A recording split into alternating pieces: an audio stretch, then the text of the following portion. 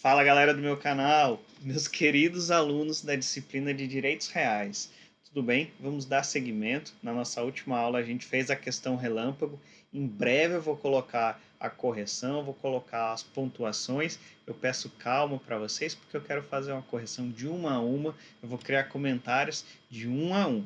Assim que concluir, eu vou comunicar a vocês através da plataforma Moodle. Vocês vão poder verificar o espelho, vão verificar quais foram os comentários, tá bom? Eu vou avisar vocês por e-mail, pelo nosso grupo de WhatsApp, pelo Moodle e também através do YouTube, através daqui, tá bom?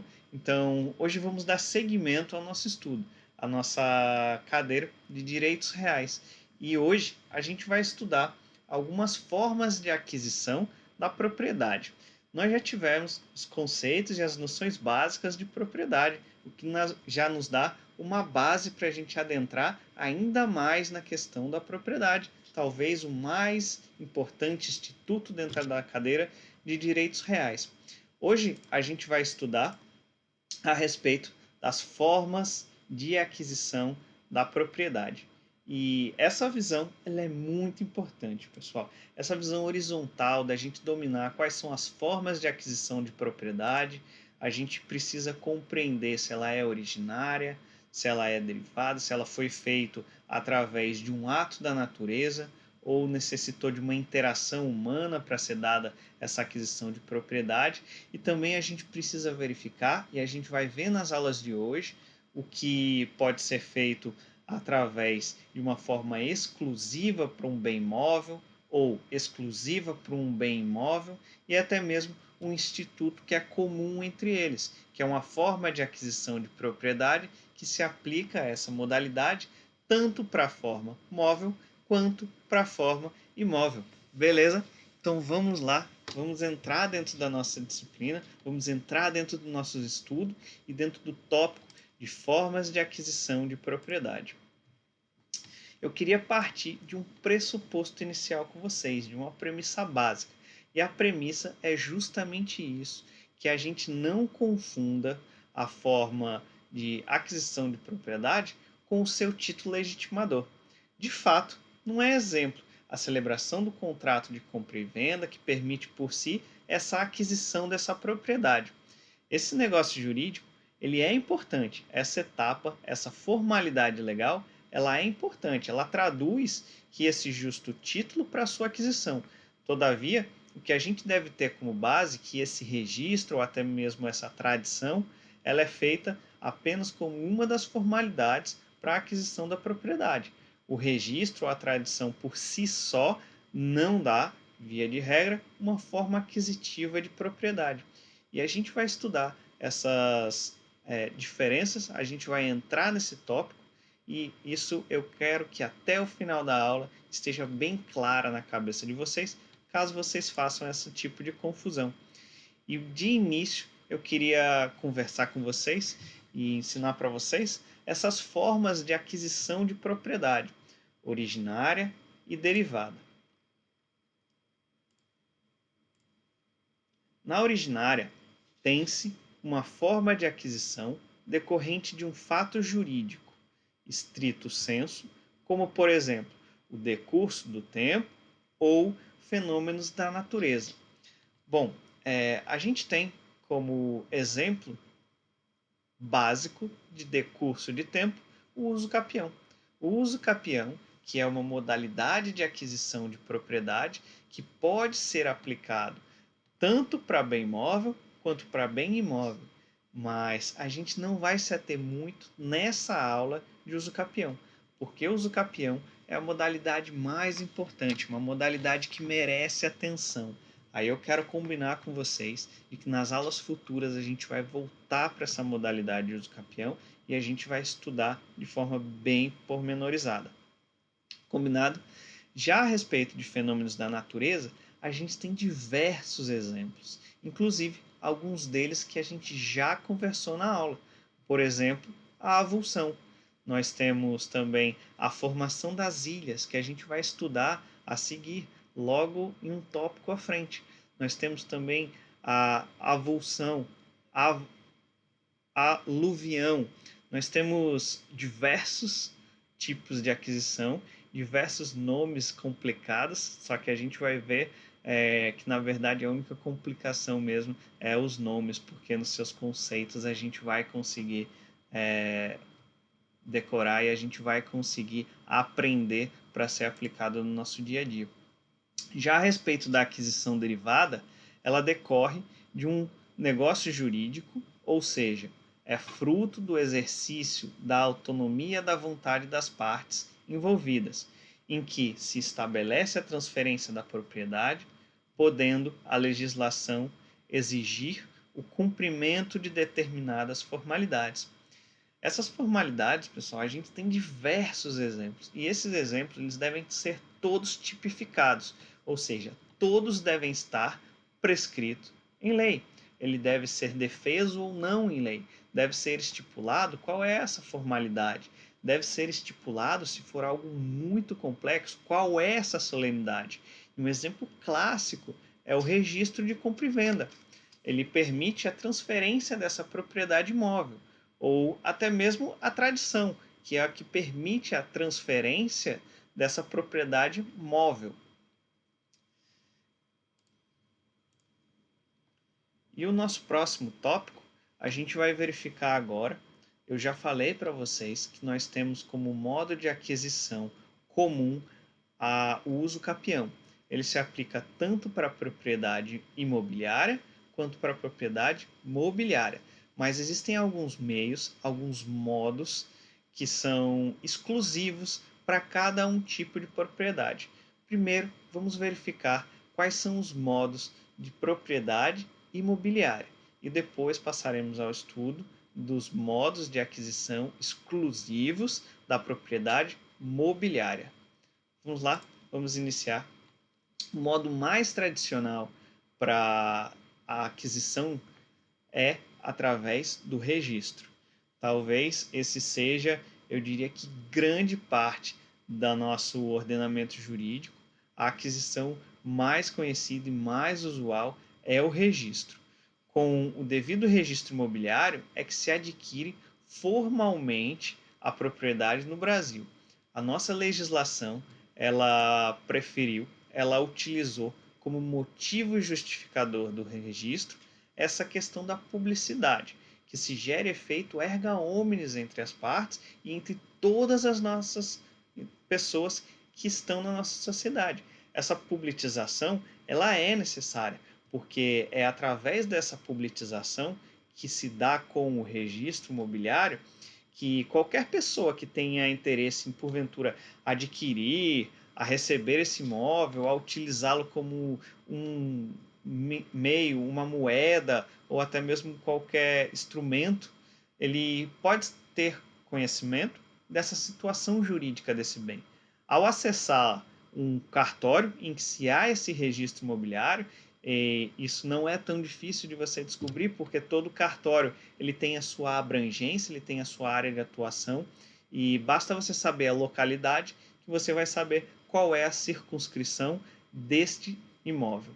Então, você pode acessar os registros, você pode acessar esse tabelião para que você saiba qual é a real situação jurídica desse bem.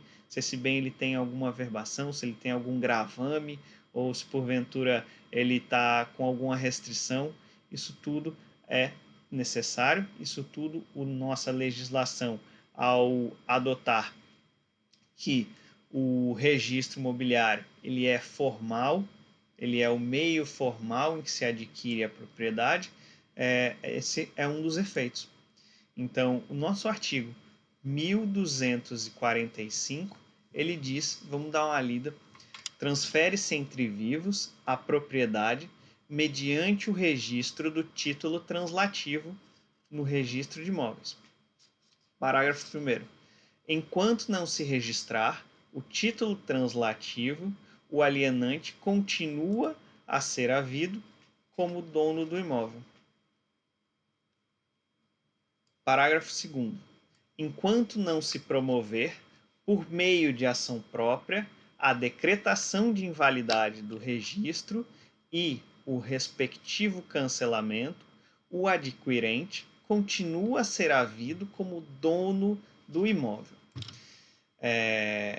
O que a gente consegue verificar através desse artigo, que é um artigo bem importante a respeito dessa forma de aquisição exclusiva de bens imóveis, que a gente verifica que esse registro que é promovido através do cartório, ele é um motivo justificador de extrema relevância, porque se o sujeito adquire o apartamento e ele não realiza essa transferência, ele não realiza esse registro, por exemplo, ele não registra o contrato, ele não busca efetivar essa matrícula, averbação ou até mesmo o registro do imóvel no cartório de registro imobiliário, formalmente ainda ele não pode ser considerado dono.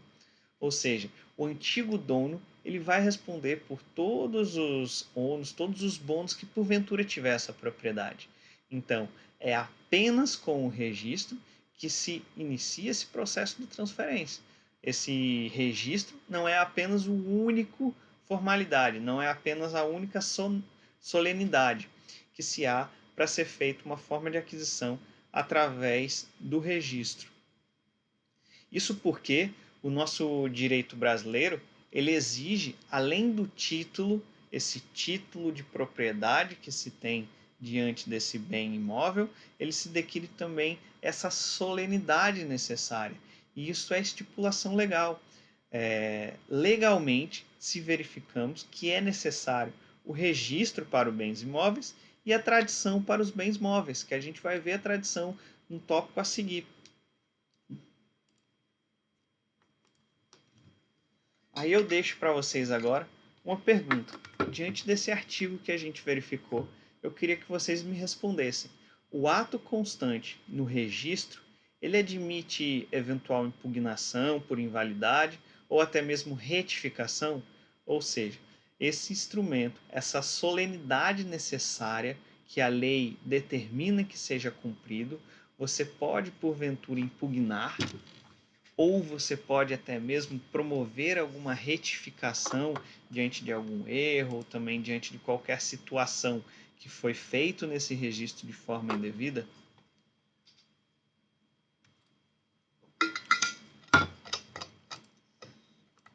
E a resposta, pessoal, é sim.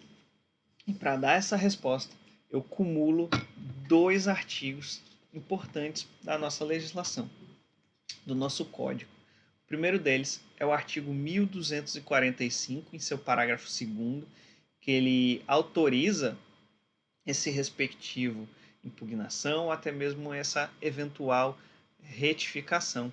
E o artigo 1247, que diz: se o teor do registro não eximir a verdade, poderá o interessado reclamar que se retifique ou anule. E no seu parágrafo único determina: cancelado o registro, poderá o proprietário reivindicar o imóvel, independentemente da boa-fé ou do título do terceiro adquirente. Então, o que a gente verifica é que é possível sim, inclusive já tem até quais são as consequências desta eventual anulação e desse cancelamento desse registro.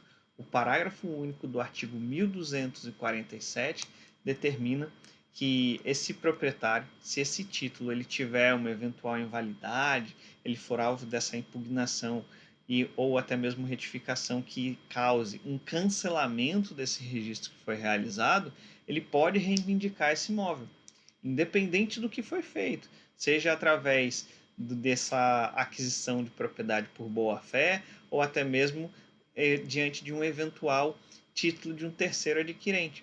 E isso vai ser discutido de forma paralela. Flávio Tartucci, a respeito do que estávamos discutindo, eu trago aqui um pensamento dele, que eu acho bem legal. Flávio Tartucci diz: optou-se por adotar o sistema causal, ou seja, aquele que permite afastar o registro quando a causa não for verdadeira, que é defendido por Clóvis de Couto e Silva. diferente do sistema abstrato, que é defendido por Pontes de Miranda, pelo qual diz que, se for realizado o registro, por si só ele já basta. Se você quiser discutir eventual causa que não trouxe essa veracidade, essa boa-fé para esse registro, isso tem que ser um procedimento muito mais complexo, até mesmo porque Pontes de Miranda ele assegura esse pensamento dele ao afirmar que o cartório ele tem uma boa-fé, e essa boa-fé pública, que é demandada de uma autorização estatal para a exploração desses serviços, ele deve por si só gozar dessa probidade, gozar dessa boa-fé. Então, se eles fizeram registro, é porque não houve qualquer causa que venha a ser eventualmente discutida e promovida um cancelamento, alguma coisa nesse sentido. Mas o que eu quero deixar claro aqui para vocês, apesar de Ponte de Miranda ser adotado em muitos pontos dentro do nosso ordenamento civil, dessa vez não é o entendimento dele que basta. O entendimento é o de Clóvis de Couto Pereira, até mesmo de Flávio Tartucci, que é um dos apoiadores, que diz que o sistema a ser adotado é o sistema causal. Beleza? Agora, o que eu queria discutir com vocês, que é uma dúvida que, na verdade, muita gente faz esse equívoco, que acha que são sinônimos, mas não são sinônimos, pessoal. Matrícula, registro e averbação são coisas distintas, são coisas sucessivas. A gente tem uma continuidade de etapas e cada uma dessas etapas recebe uma nomenclatura. E essa nomenclatura é importante. Eu gostaria que vocês não cometessem esse equívoco, se é que alguma vez já cometeu. Que é o seguinte: para matrícula, em linguagem figurada, é o número de batismo do imóvel. Em outras palavras, a matrícula é efetuada por ocasião desse primeiro registro. Primeiro registro este que é feito com base na Lei dos Registros Públicos, que é a Lei 6.015 de 73.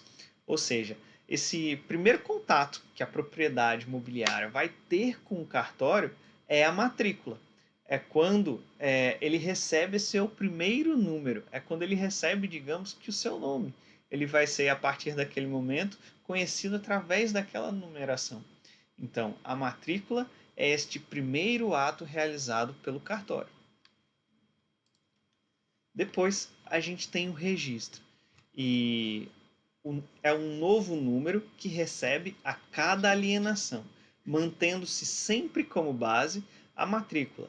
Então, sempre a gente vai verificar, em primeiro momento, a matrícula e depois a gente verifica o registro. Esse registro ele sempre é variável, porque conforme esse modo de aquisição for dado para outras pessoas, digamos que essa pessoa venda e depois essa outra é transmita através de uma herança e ela também vem a vender novamente, então a cada alienação vai haver um novo registro.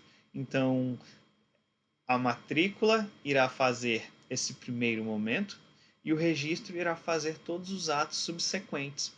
E por fim, a gente tem a averbação. Na averbação é qualquer anotação que tenha a margem de um registro, para indicar alterações ocorridas no imóvel, seja quanto à situação física ou quanto à situação jurídica.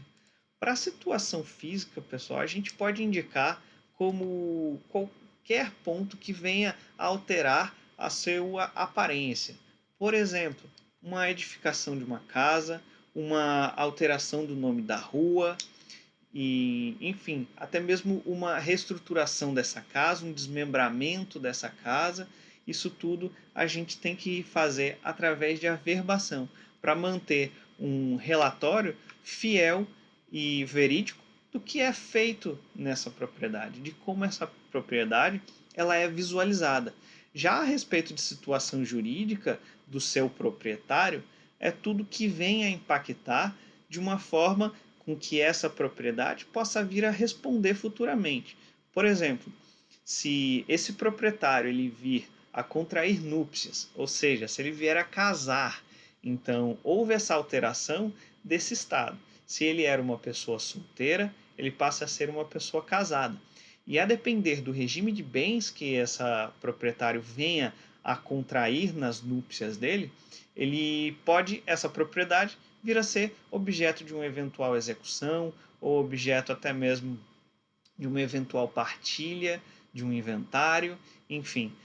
Através da averbação da situação jurídica do proprietário, a gente tem como base que deve ser descrito tudo que possa, porventura, a impactar nessa propriedade. Então, esses são os 3 pontos. A gente viu que inicia pela matrícula, depois a gente passa para o registro e, por último, a gente faz a averbação. Existe esse ciclo lógico, esse ciclo contínuo, o qual eu espero que vocês tenham aprendido e não façam mais essa confusão, se porventura já tiverem feito esse tipo de confusão. E da mesma forma, a ascensão, entendida como um aumento natural ou artificial do volume ou extensão do objeto da propriedade. É, segundo o Código Civil, uma modalidade também exclusiva. Então, a gente tem aqui diversos exemplos de acessão, o qual a gente vai estudar pontualmente cada um deles. A gente tem a formação das ilhas, a aluvião, a avulsão, o abandono de auléus, a plantação, construção de obras. Eu acredito que esses 2 últimos que eu falei, talvez vocês tenham conhecimento. Talvez eu não precise nem conceituar o que vem a ser uma plantação, ou até mesmo o que vem a ser uma construção de obra. Talvez esses outros nomes, a formação de ilhas, aluvião, avulsão, abandono de alvéol, isso tudo gera um certo conhecimento que a gente vai ter que adquiri-lo, né? Então, vamos ver cada um desses pontos, vamos verificar a aplicação prática e legal. Talvez algumas dessas situações vocês já as devem até ter visualizado, mas não sabiam que recebia esse tipo de nomeação.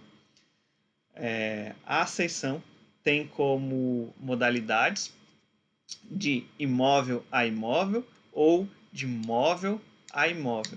Isso vai variar muito de acordo com esse tipo de modalidade, com esse tipo de aquisição que está sendo realizado.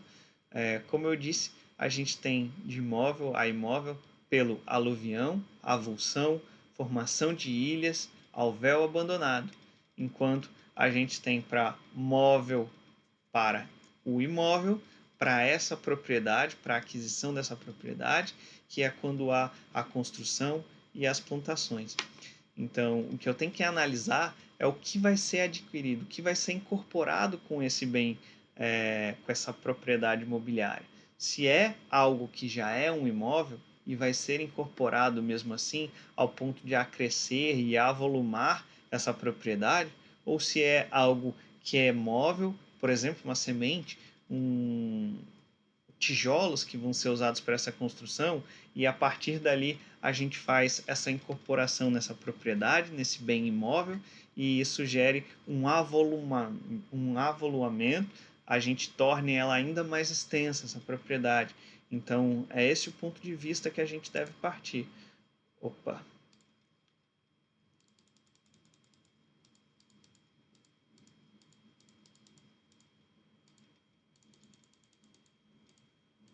Matrícula, registro, averbação, isso tudo a gente já viu. Perdão, pessoal, apertei o botão errado aqui.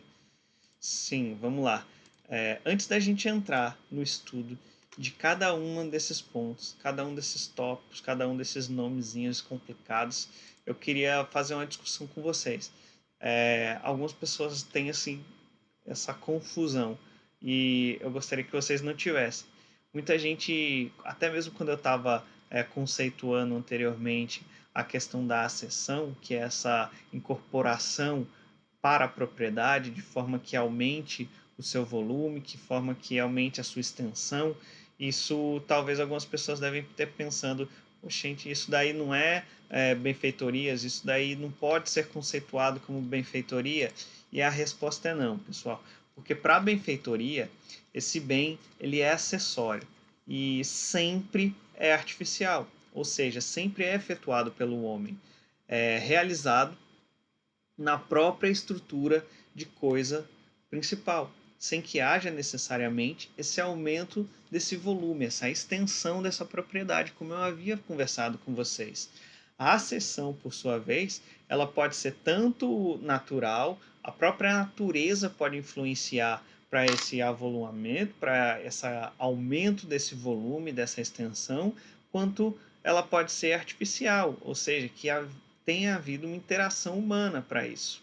E ele implica necessariamente no aumento de volume dessas coisas. Vamos agora estudar cada um desses pontos. Eu vou fazer agora para vocês, eu queria pedir licença que eu vou fazer um desenho e eu gostaria que vocês não rissem desse desenho, só que antes disso eu quero conversar a respeito desse conceito de Maria Helena Diniz. Maria Helena Diniz diz que a formação das ilhas ela é o seguinte: a ilha é um acúmulo paulatino de areia, cascalho e materiais levados pela correnteza ou rebaixamento das águas, deixando a descoberto e a seco uma parte do fundo desse leito. A gente tem no artigo 1249 as propriedades que, se formarem em correntes comuns ou particulares, pertencem aos proprietários ribeirinhos fronteiriços, observados as seguintes regras. Eu vou explicar cada um desses incisos e vou fazer um desenho para que possam compreender de uma forma mais prática. Vamos ler primeiro o inciso. Inciso primeiro: as que formarem no meio do rio, considerando acréscimos sobrevindos aos terrenos ribeirinhos fronteiriços de ambas as margens, na proporção de suas testadas, até a linha que dividir o alvéol em duas partes iguais. Apareceu diversos nomes complicados aí. Vamos primeiro traduzir isso para depois a gente entrar no desenho. O primeiro deles é testada. Eu queria conversar com vocês a respeito de testada. Testada nada mais é do que a parte da frente dessa propriedade. E alvéol é o leito do rio, tá bom? Já conversei com vocês. Agora eu queria mostrar para vocês através do Paint. Eu vou fazer aqui um desenho para que vocês possam compreender melhor essa questão desse inciso primeiro. Peço licença porque eu não sou um dos melhores desenhistas do mundo, mas eu vou dar o meu melhor, eu prometo. Digamos que essa parte central aqui é o rio. E nós temos duas propriedades. Uma propriedade de cada lado. E eu vou agora dar essa propriedade aqui para esse gato ninja. O gato ninja vai ficar dono dessa propriedade marrom. E vou dar para o bigode a propriedade verde. Ok? Vamos agora voltar aqui para o pincel.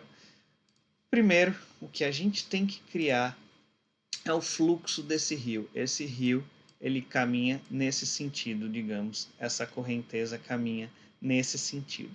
O primeiro ponto é a gente fazer a divisão do rio em sua forma igualitária. Ou seja, é traçar o leito do rio de uma forma com que fique com o seu meio bem definido. Certo? Então a gente pode dizer que essa parte aqui é a testada do gato ninja, enquanto essa outra parte é a testada do bigode. Tá bom? Entendemos qual que é a testada de cada um. Cada um é o que tem à frente de sua propriedade até o meio do rio é o que é chamado da testada. Deixa eu apagar essas setas feias. E vamos dizer a seguinte possibilidade. Digamos que nessa primeira possibilidade, nesse primeiro inciso, é quando se forma uma ilha no meio do leito, no meio do alvéol. Diante disso, o que a gente verifica é o que é formado na metade da testada do gato ninja pertencerá ao gato ninja. Deixa eu fazer aqui a divisão em cima da linha. Então, o que se está na testada do gato ninja vai ser do gato ninja, enquanto o que estiver na testada do bigode vai ser do bigode. Esse é o primeiro panorama, que é tratado no inciso primeiro, é o que a gente verifica, tá bom? Deixa eu então apagar essa parte e vamos agora voltar para o nosso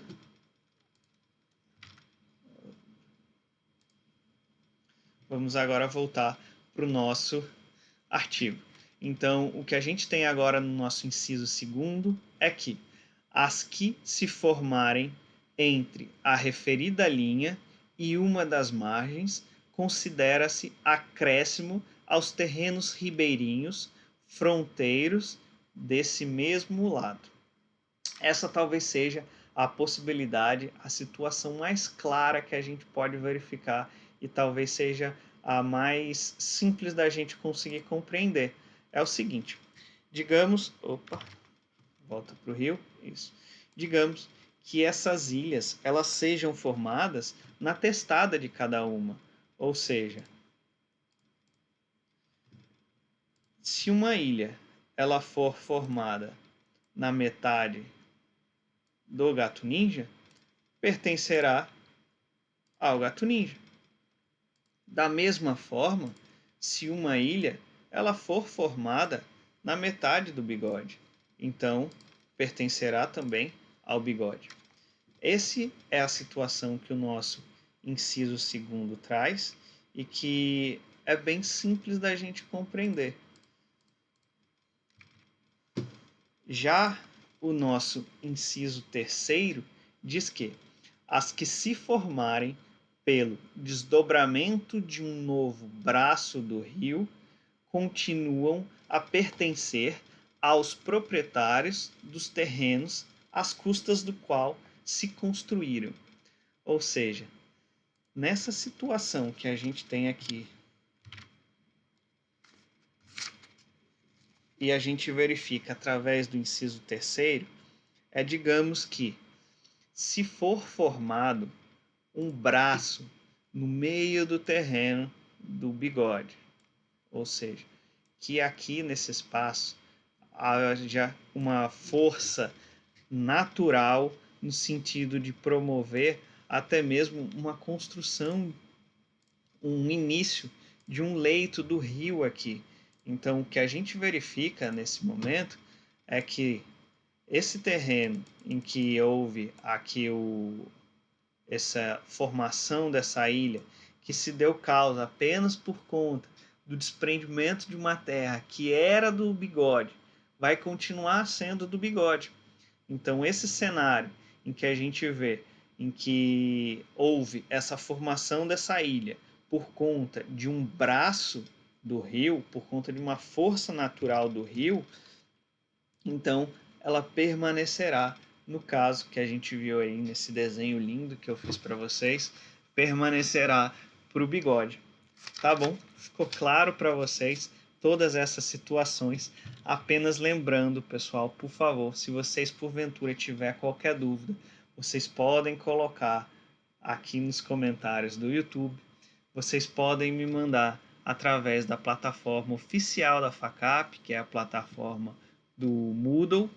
Vocês podem me mandar através do WhatsApp no nosso grupo. Se porventura você não está no nosso grupo de WhatsApp ainda, por favor, entre em contato comigo que eu vou te mandar o link para você entrar nesse grupo, que lá a gente promove uma série de discussões extra sala. E você pode me mandar através do e-mail, se você preferir. E só lembrando, lá no Moodle eu abro um campo em cada uma das nossas aulas chamado Fórum de Dúvidas. E lá você pode mandar qual é a sua dúvida, que eu vou fazer o possível para a gente chegar e tentar esclarecer da melhor forma possível. Beleza? Vamos continuar então com o nosso ensino. A gente vai estudar agora a respeito do aluvião. A aluvião consiste no aumento lento e paulatino da margem do terreno, mediante o acúmulo natural de detritos e sedimentos. É um fenômeno que é operado pelas forças da natureza. Digamos que lá, naquele desenho que a gente fez, se de forma bem lenta, paulatinamente, de forma bem calma, aos poucos, pedrinhas vão chegando e vão se acumulando ali no leito, ali na prainha do gato ninja. Esse incorporamento, esse aumento de volume que vai ter na propriedade dele é o que a gente chama de aluvião. E vamos dar uma olhada em qual é o dispositivo legal que estipula a respeito disso. É o artigo 1250. No artigo 1250 diz que os acréscimos formados sucessiva e imperceptivelmente por depósitos e aterros naturais ao longo das margens das correntes ou pelo desvio de águas destas, pertencem aos donos dos terrenos margeados, sem qualquer tipo de indenização. Até porque, para esse tipo de modalidade do aluvião, nem se sabe de onde saiu essas pedrinhas. A gente não consegue visualizar e indicar com propriedade de onde saiu, de qual propriedade saiu. Não houve, por exemplo, um desprendimento, uma redução da propriedade do bigode, que está ali do lado, da propriedade que é do outro lado da margem. Então, não se discute indenização, até porque nem sabe de onde é. É algo tão devagar, tão sucessivo, de forma tão paulatina, que a gente não consegue precisar de onde que vem essa questão. E o nosso terceiro ponto de acessão é o avulsão. A gente, inclusive, já comentou nisso numa aula, eu faço a recordação para vocês, mas vamos explicar novamente para quem porventura faltou essa aula.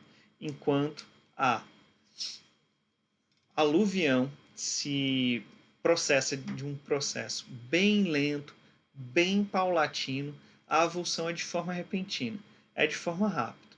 É quando, por força de natureza violenta, uma porção de terra se destacar de um imóvel e se juntar a outro. O dono deste adquirirá a propriedade de acréscimo, se indenizar esse dono que perdeu essa propriedade, que perdeu essa porção de terra. Isso se dará mediante uma indenização. E, inclusive, há na própria legislação uma estipulação do prazo para reclamação. Tem que ser reclamado no prazo de 1 ano, tá bom? E o artigo que a gente visualiza isso é o artigo 1251. E eu queria voltar lá para o desenho para tentar deixar de forma mais clara isso. Deixa eu colocar aqui. Vamos lá. Voltando aqui para o nosso desenho bonito. Deixa eu devolver essa porção de terra aqui para o bigode. Pronto. Digamos que, diante de uma forte chuva, uma enchente literalmente, a gente consiga verificar que houve um desprendimento de um braço de uma porção. Digamos que essa parte aqui ela tenha sido desprendida do terreno do gato ninja. E essa porção ela tenha sido juntada aqui na propriedade do bigode. Digamos que essa porção que antes era aqui, ela tenha migrado até mesmo pelo leito do rio. Lembrem que ele flui com a correnteza desse lado e ela tenha sido incorporada para essa porção do bigode. Então vai caber ao gato ninja ele buscar o bigode para pedir que haja uma indenização para ele, que essa porção de terra que foi desprendido da sua porção, que ela venha a ser indenizada e que venha a ser até mesmo minorado essa redução, esse prejuízo que porventura o gato ninja teve. Então o que se discute é que deve sim ser indenizado e até mesmo vem aquela pergunta: e aí? E se por acaso o bigode não quiser indenizar o gato ninja? E para isso ele pode, evidentemente, ingressar na justiça, promover essa discussão a respeito da indenização, mas o que diz o parágrafo único desse importante artigo é que, recusando-se ao pagamento de indenização, o dono do prédio a que se juntou a porção de terra deverá aquecer a que se remova a parte acrescida. Ou seja, o gato ninja ele vai poder ir lá para a porção do bigode e retirar toda aquela terra que foi, porventura, incorporada para essa propriedade e voltar para a sua propriedade e reconstruir aquela margem que foi destruída pela força da natureza. Aí eu pergunto para vocês, é fácil isso?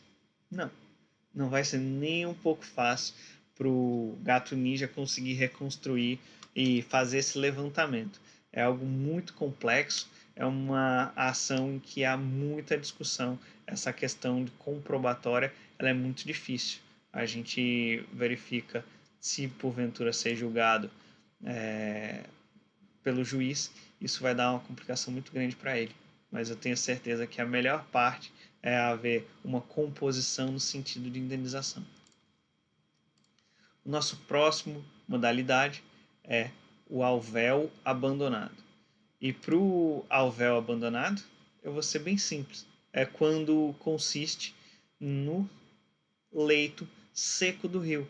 Ou seja, para aquele exemplo que a gente viu, em que há a propriedade do gato ninja, a propriedade do bigode, aquele rio que passa no meio, se porventura aquele rio vir a secar, então essa porção que antes se passava ao rio vai ser dos próprios gato ninja e do bigode na medida da sua porção, na medida de sua divisão, na testada de cada uma.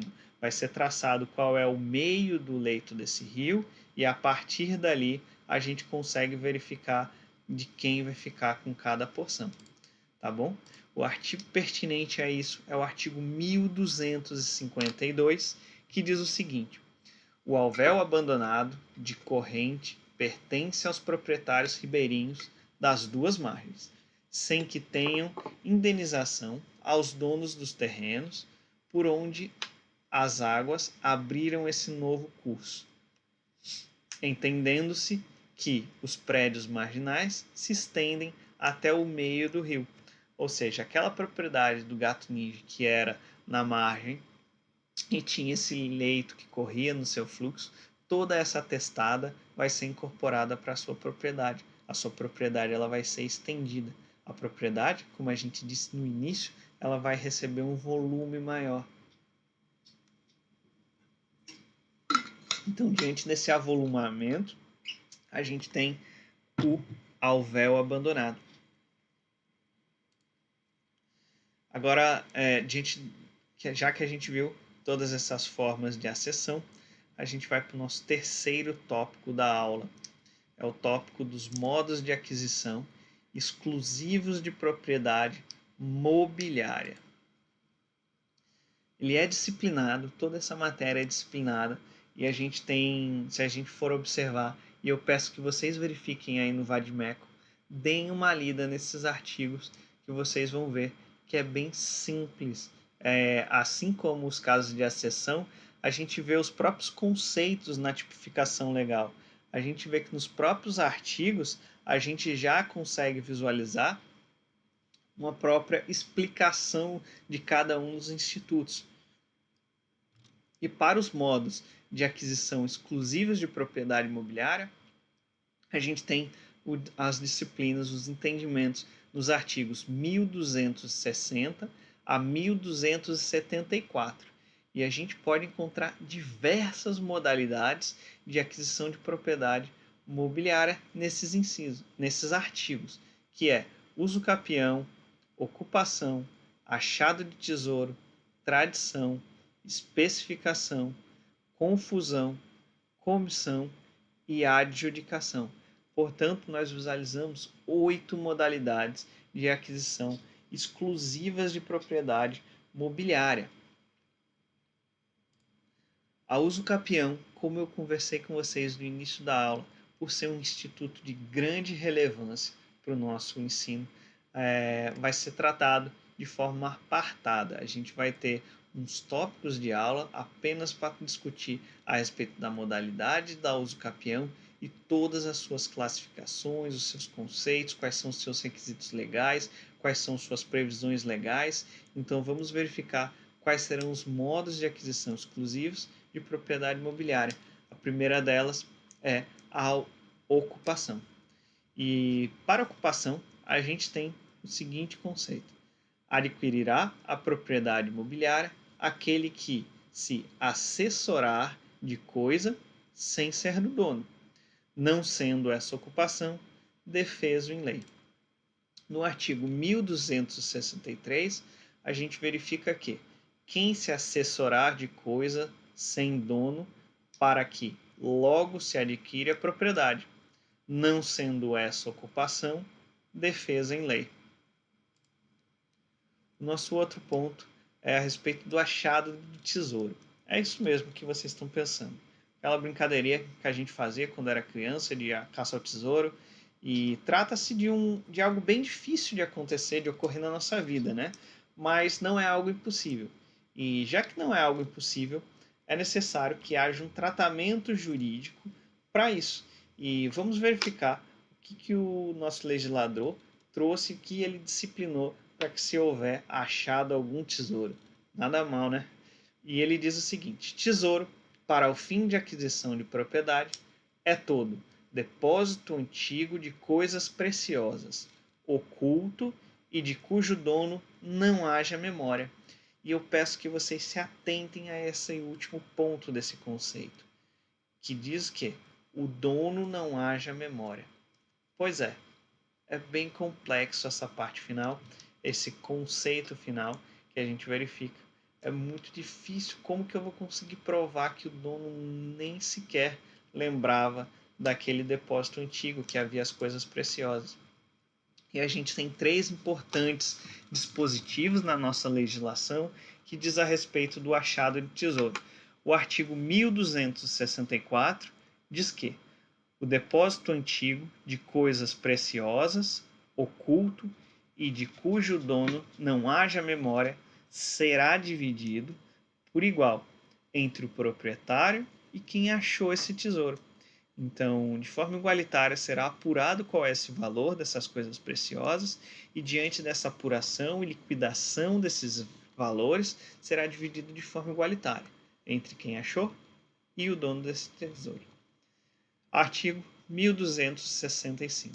O tesouro pertencerá por inteiro ao proprietário do prédio, se for achado por ele, ou em pesquisa que ele ordenou, ou por terceiro não autorizado.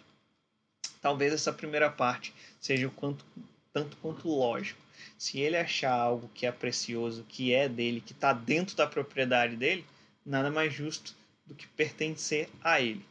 Mas essa segunda parte, quando ele determina uma pesquisa, ou seja, quando ele contrata alguma empresa para buscar dentro dessa propriedade dele esse tesouro, esses objetos antigos, essas coisas preciosas, aí também pertencerá a ele, mas é importante ser ressaltado que nada tem a ver a respeito do pagamento por esse serviço, sobre essa prestação desse serviço. Isso é um contrato à parte e isso deve ser sim validado. Afinal, é uma relação contratual que tem um outro objeto, que tem uma outra natureza e nada tem a ver ao achado desse tesouro.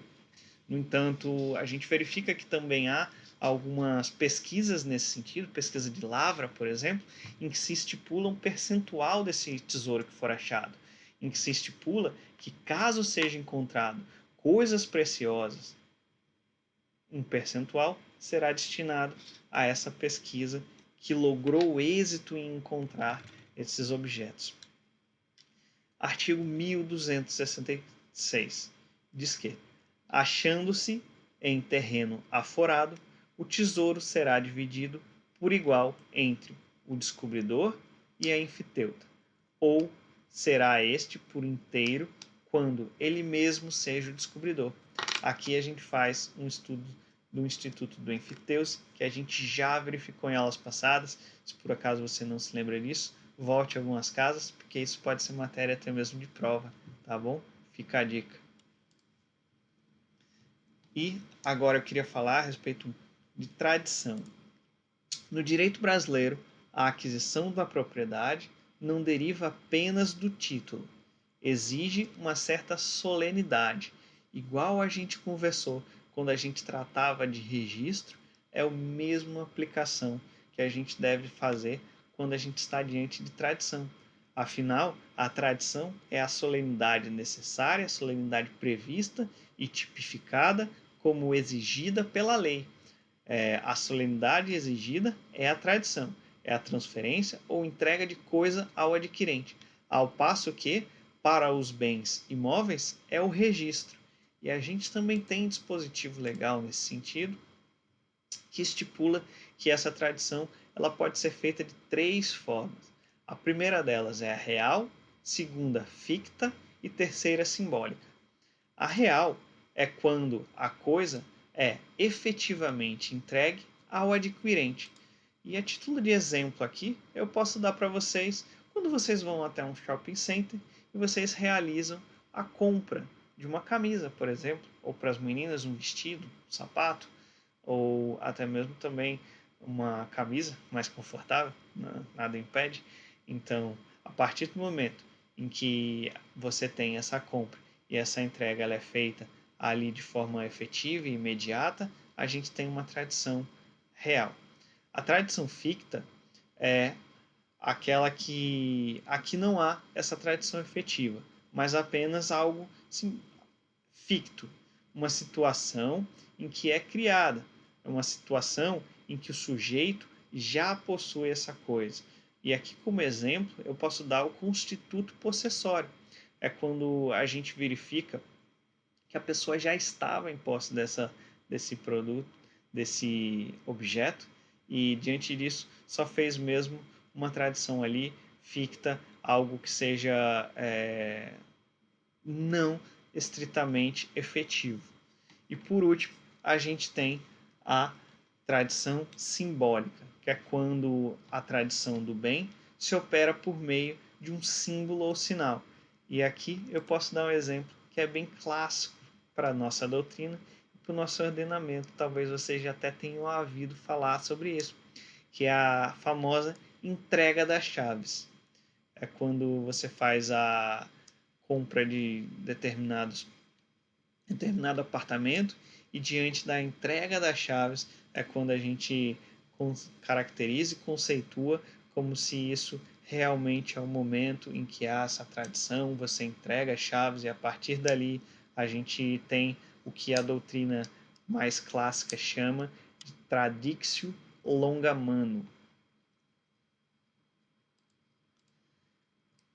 E a respeito de especificação, a gente tem o seguinte: a especificação é o modo de aquisição da propriedade mobiliária por meio da transformação da matéria-prima em obra final.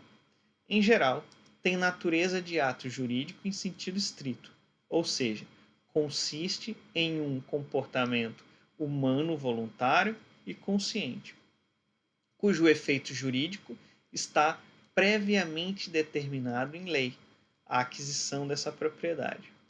A título de exemplo, eu vou trazer para vocês um caso. Vamos lá, vamos imaginar que nós temos duas amigas. Nós temos a amiga Sônia e a Márcia. A Sônia, ela é uma artesã bem premiada, ela é conceituada, ela já consegue vender e expor as suas obras. E nós temos a Márcia, que é uma amiga que está aprendendo. E Sônia, ela foi visitar a Márcia e elas tinham em comum um, um estúdio e nesse estúdio tinha diversas matérias-primas que elas utilizavam. Elas utilizavam argila. Aí Sônia, ela começa a construir uma escultura, ela faz uma escultura, faz uma obra-prima com essa argila. Só que essa argila, na verdade, ela era de Márcia. Márcia que utilizava isso. E é justamente o que a gente fala a respeito de especificação. E talvez o que venha à cabeça de vocês é como que fica essa questão de responsabilização. Vai caber a Sônia utilizar, que ela utilizou sem querer a argila de Márcia para realizar a obra. Ela vai ter que indenizar a Márcia. Márcia, ela tem direito a alguma coisa nessa obra-prima que Sônia construiu. Essa obra-prima que Sônia construiu só foi realizada porque utilizou como base a matéria-prima que antes era de Márcia. E para isso, eu trago os 3 artigos referentes à especificação que a gente visualiza no nosso código. O primeiro deles é o artigo 1269, que diz que aquele que, trabalhando em matéria-prima em parte alheia, obtiver espécie nova, desta será proprietário, se não se puder restituir a forma anterior. Artigo 1270. Se toda a matéria for alheia e se não puder reduzir a forma precedente, será o especificador de boa-fé a espécie nova. E por último, o último dispositivo diz que, no artigo 1271, aos prejudicados, nas hipóteses dos artigos 1267 e 1270, se ressarcir o dano que sofrerem, menos ao especificador de má-fé. Até mesmo a gente não pode dar um amparo legal para quem utiliza de má-fé. A boa-fé ela deve permear todas as atividades humanas. E é justamente isso que diz esse artigo.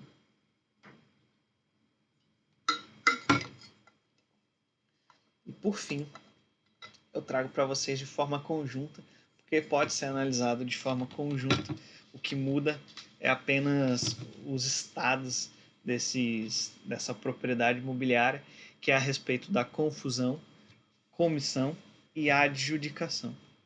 A confusão ela é a mistura dos líquidos. Posso dar a título de exemplo para vocês a água e o vinho, se porventura for incorporada ao vinho uma água, essa água ela é feita através da confusão. Segundo ponto, segunda modalidade é o comistão. Comistão é a mistura de sólidos. Um exemplo clássico para isso é quando a gente consegue visualizar a mistura de areia com sal. Isso é quando a gente aplica a combustão, que também tem os seus dispositivos no Vadimeco, o qual eu pedi para vocês no início desse estudo de tópico darem uma lida em cada um desses pontos. E a terceira e última é a adjudicação, que é a justaposição de uma coisa à outra. E para isso, o exemplo que a gente verifica, e eu posso apostar que você vai achar na sua doutrina quando você for estudar, é a peça de metal que é fundida e acoplada a uma peça de cobre. É quando a gente visualiza esses metais serem incorporados através de uma fusão, se derrete um do metal, o metal mais frágil, e ele é incorporado a outro. E esse é o exemplo clássico de adjudicação. Bom, pessoal, era isso que eu tinha para conversar com vocês hoje. Eu faço novamente aqui a ressalva. Se porventura vocês estiverem qualquer dúvida, vocês podem tirar através do WhatsApp, através do Moodle, através do e-mail ou até mesmo através do nosso YouTube. Vocês podem colocar aqui embaixo. Aí eu queria que vocês compartilhassem esse vídeo com algum colega de sala, se porventura ele não está no nosso grupo, não recebe e-mails. Estamos fazendo o possível para todos terem o alcance o nosso material, e eu estou de forma bem satisfatória. Eu agradeço a todos vocês porque eu visualizo que todo mundo está recebendo, tá bom? Estou tendo esse feedback bem legal. E na próxima semana a gente volta a se encontrar em 2 encontros, no qual a gente vai postando as aulas. Eu vou postar também no Moodle e vou postar no WhatsApp e enviar também a todos por e-mail, tá bom? E para finalizar, eu queria ver com vocês, eu consegui colocar no Moodle todas as nossas aulas, inclusive as aulas passadas. Eu anexei os slides de todas as nossas aulas, isso até mesmo para facilitar quem quer fazer uma eventual revisão. Então, no Moodle, a gente verifica todo o nosso conteúdo de aula até esta aula número 11, tá bom?